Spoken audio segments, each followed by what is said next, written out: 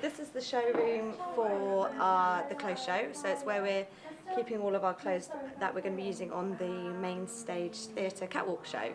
It's a 45-minute show, up to seven or eight times a day. It's seen by over 200,000 people, so it's quite intense. It's not like your average catwalk show. It's more like a sort of like a Britney concert in its like scale of lights and music and action. You've got dancers, you've got models, and I think it's one of those things that most people who've studied fashion or have an interest in shopping or fashion have come to see it.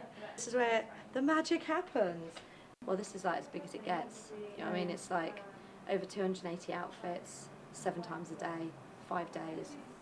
One is no better than the other. Like, I love doing shoots and I love having the time to really indulge and really get involved in all the art direction side of it and the essence and the hair and the makeup and everything.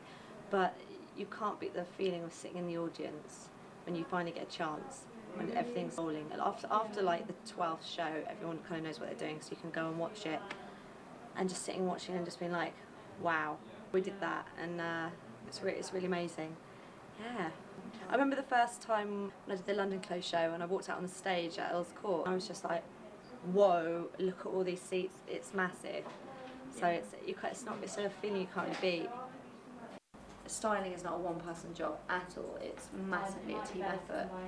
So it's often a shame when you hear about these celebrity stylists or these really well-known ones, you have no idea quite the manpower is behind them. And even though, of course, it's an important job to head a team, etc., it's as important to be checking in the clothes and doing the running around, because without that, well, nothing at all would happen, ever.